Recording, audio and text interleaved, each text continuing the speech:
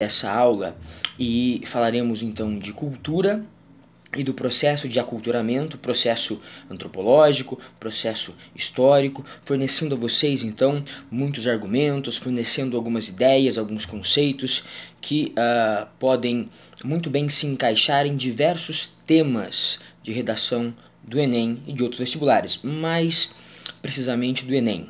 Será uma aula então voltada para o candidato a esse exame nacional. Bem, comecemos pelo termo aculturamento. A, prefixo de negação. Culturamento, processo em que alguém aprende uma cultura. Logo, a palavra aculturamento significa a negação do processo de aprender uma cultura. Eu me nego a aprender uma cultura que está diante de mim. Alguém se nega a aprender uma outra cultura. E qual é a razão para que um ser humano se negue a aprender uma cultura que está diante dele? Bem, a razão é que esse indivíduo que nega a cultura do outro se acha culturalmente superior a esse outro. Portanto, quando uma cultura olha para si mesma e se coloca como superior, antropologicamente ela passa a negar a cultura alheia, a cultura do outro. E as razões para que uma cultura negue a outra, para que um povo negue culturalmente outro, são de várias naturezas, de várias ordens. Pode ser uma razão econômica, ou seja, um povo que seja mais produtivo, um povo mais rico, um povo economicamente mais desenvolvido. Tomemos cuidado com o termo desenvolvido.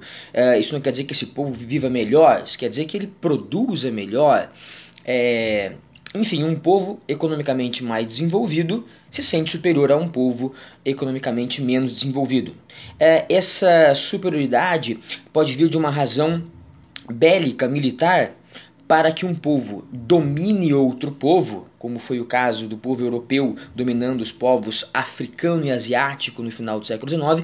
Então, para que um povo domine outro povo, ele pode usar o argumento de que é culturalmente superior e de que está invadindo outro povo para elevar a sua cultura. Assim fez a Europa ao invadir a África e a Ásia no fenômeno histórico chamado imperialismo no final do século XIX.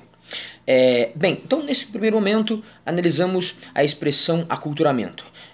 Vimos a formação da palavra aculturamento e demos uma justificativa do porquê isso acontece. Ou seja, eu nego a cultura do outro na medida em que eu me coloco como superior. Mas a razão que nós abordaremos nessa fala é uma razão antropológica, ou seja, por que antropologicamente eu me coloco como superior ao outro. Essa razão passa por uma palavra chamada empatia. Empatia. O que seria empatia? A ausência de empatia causa uma pretensa superioridade de uma cultura sobre a outra. Bem, empatia é a capacidade do ser humano de se colocar no lugar do outro. Ou seja, na medida em que você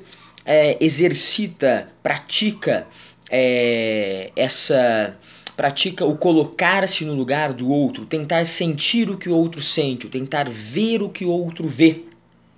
Na medida em que você se coloca no ângulo de visão, de análise do outro, que é diferente de você, você pratica empatia. Isso facilita o convívio humano. Isso estimula o convívio saudável, a socialização entre os seres humanos. Bem, como eu disse, empatia é colocar-se no lugar do outro, porém, a grande dificuldade se dá na medida em que o outro é diferente de você.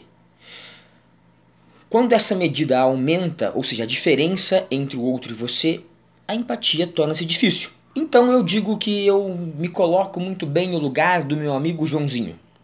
Bem, o Joãozinho pertence à mesma classe social do que eu. É professor, ou seja, tá fudido. O Joãozinho tem o mesmo gênero que eu. Ele é homem, tem a mesma orientação sexual do que a minha. Ele é heterossexual.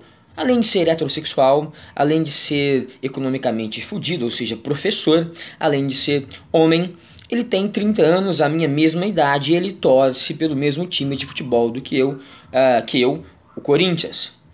Então, eu me colocar no lugar do Joãozinho que é muito parecido comigo em diversos aspectos? Isso não é de nenhum modo uma coisa cristã, uma coisa do tipo, puxa, como o professor Doni é extremamente empático, é extremamente humano. Não, isso é muito fácil. Agora, colocar-se no lugar do outro quando o outro é diferente de você, tem uma outra origem, tem uma outra formação, tem uma outra faixa etária, tem uma outra cultura, isso sim é mais complicado.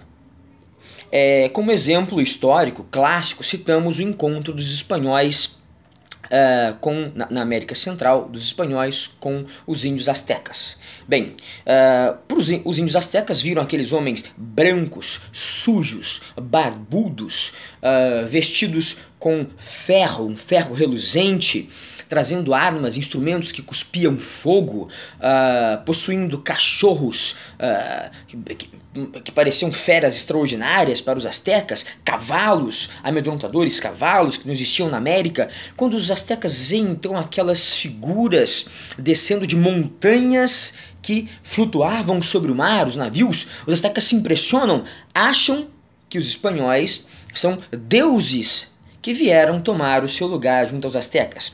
Em contrapartida, muitos espanhóis passaram a entender, muitos portugueses passaram a entender, muitos brancos passaram a entender que os índios fossem de origem adâmica, ou seja, por andarem nus, possuíam ascendência direta de Adão e Eva. Ou então, para falar de uma outra narrativa europeia, espanhola mais especificamente, os espanhóis acreditaram que haviam encontrado ali entre os astecas e mais tarde entre os incas o Eldorado, a cidade dourada, a cidade que poderia colocar a Espanha como a nação mais rica do mundo. Enfim, não se compreenderam índios, astecas e espanhóis.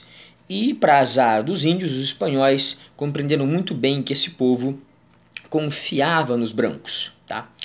Não vou entrar aqui em detalhes, mas resumidamente os espanhóis se aliaram às tribos inimigas dos astecas e destruíram seu império. E além dessas alianças militares, os espanhóis contaram com sua superioridade bélica, armas de fogo, e também com as suas doenças, trazidas da Europa para o continente europeu. Bem, já falamos então de aculturamento, já falamos do quão é difícil possuir a empatia, praticar a empatia, dois conceitos fundamentais para o aluno que queira discutir cultura no Enem, porque são dois conceitos que estimulam, valorizam expressões como multiplicidade, pluralidade cultural, diversidade cultural, alteridade. São expressões, então, que tratam a cultura como um elemento variado, como elemento que deve ser respeitado nas suas mais diversas manifestações. Tá? Numa segunda parte dessa aula, citamos o filósofo